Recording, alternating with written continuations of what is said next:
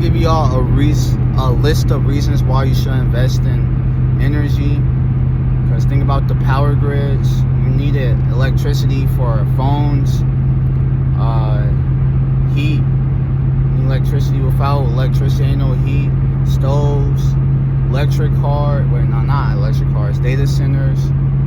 Even the pipelines for oil, bro. All that revolves around energy. So no matter what happens with the stock market could crash all the fuck it wants to, but energy is going to keep being useful. Same thing with copper, bro, because copper is needed to produce energy, you know. So it's always something that's reliable. That's why mining companies is something you should invest in, because without people mining copper, there wouldn't be no copper to buy in the first place. You get what I'm saying? So mining companies that are continuously growing are good companies to buy. You know, on the graph it shows how stocks, like, they at new time highs. A lot of them are going to drop probably, who knows, probably a decade from now. Could be 2 to 3 years. But whenever it does drop down, that's going to be one of the biggest get-ins of all time. Because think about it like this: if a stock drops down 50%, just for it to go back to its average price will be a 50% gain, right? And then you have to think on top of that, next 2 years it's going to do like probably 100 to 200%. Depends what you invest in, really. So yeah, energy is really good, especially with the Iran shit going on right now. You could get in, you could sell at a higher price if you've got in on it. But I've been telling people to buy energy stocks due to the amount of money being spent on AI. They're investing hundreds of billions in AI. So energy and stuff like copper, silver, and gold is really good. Banks, they're buying a lot of silver and gold. Like, look at the percentage of what gold is at right now. Look on COMEX. That's what all the bankers use. All the institutional niggas, they trade COMEX, bro. That's why when you hear about banks getting fined using shady shit, they get fined for manipulating the stock market. But the COMEX, commodities market, that's who's held responsible for that shit. Those people that manipulate the prices and shit. So yeah, those are the people that are buying it. And you have to think like this, bro. If you have the same mindset as a rich person, you have the habits, you buying the same shit as someone, what do you think is going to happen to you? You're going to become rich. So I'm not telling you this just to like, just so you can be a follower, you know. It's just so you can be aware. It's like, it solves a real problem, you know. That's why rich people buy it, and that's why you should buy it, if that makes sense.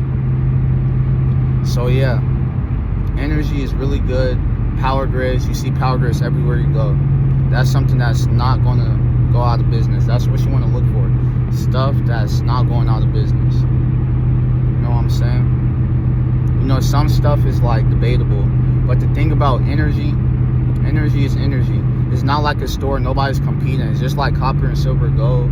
It's just one of one. Nobody's competing with it, right? You don't have to worry about competition, because guess what? They all buy from the same resource. Everyone buys from silver. It's not a different type of silver that everyone buys. It's just silver, if that makes sense. Just like how Target and Walmart, they both supermarkets, but they're two different stores. Silver is the same thing. Silver is just one of one, bro. Copper, one of one. Energy is one of one. Invest in stuff that can't be duplicated. That's one of one that people need, okay?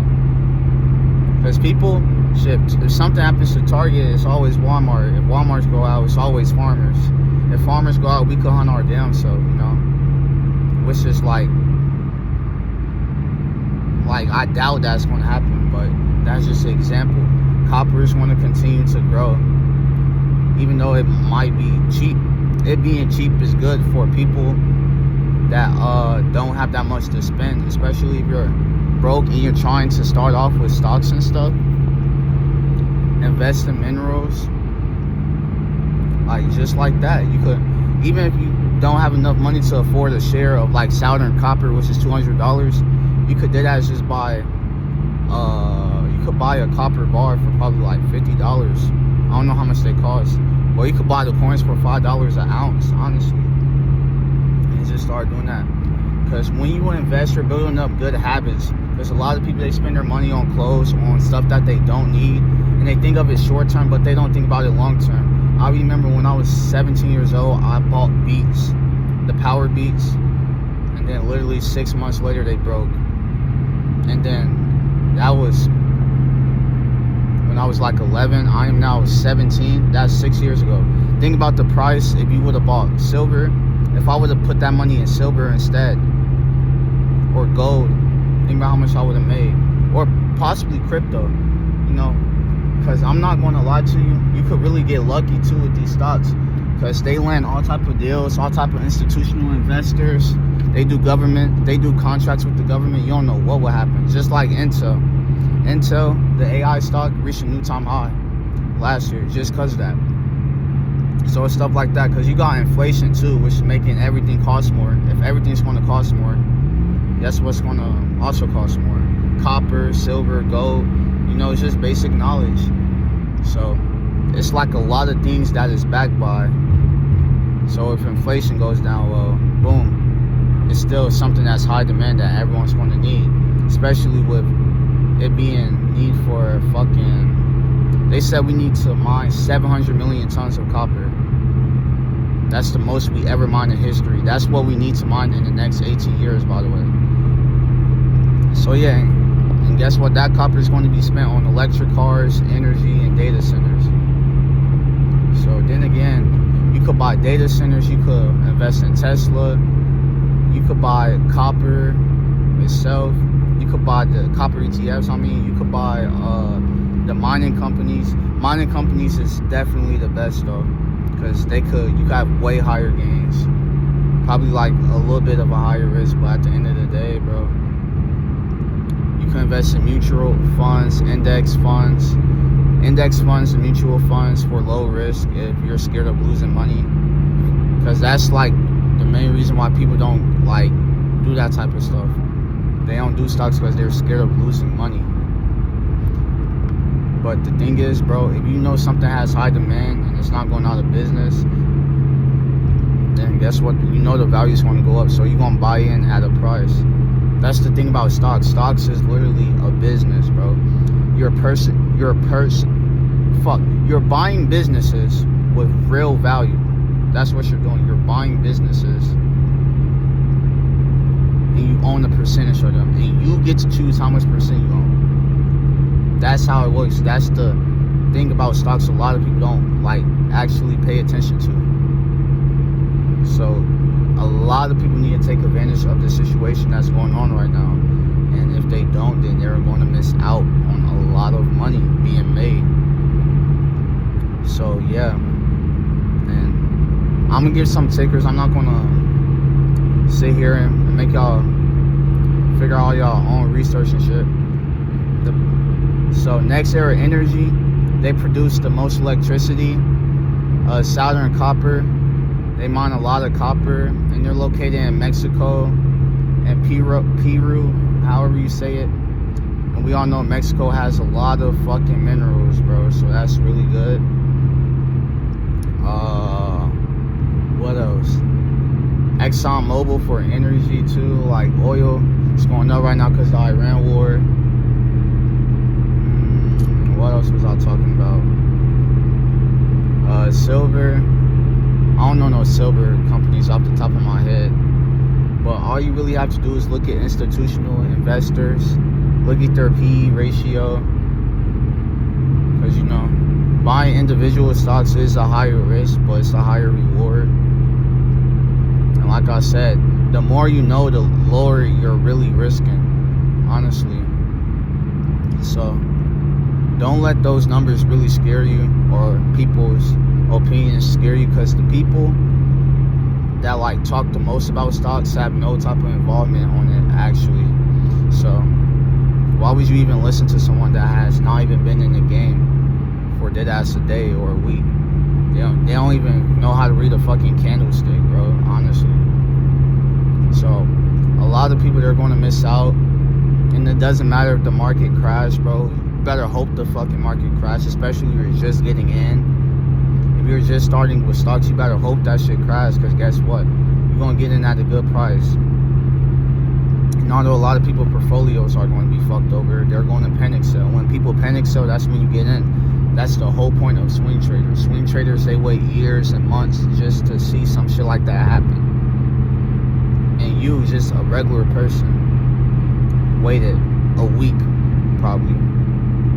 Let's say, if it was to crash.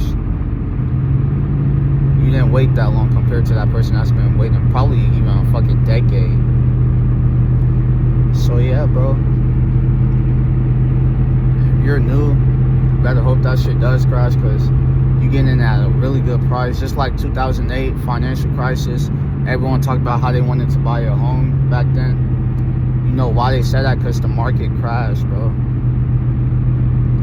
And that's the sad truth. We really do profit off of other people's destruction. Like Iran, us fucking up their oil barrels a day. If we was to bomb their oil right now, the prices would skyrocket and we would profit off that. And you know, it's really a fucked up society that we live in, but at the end of the day, that's how business stay profitable. You know, so high demand makes businesses more money.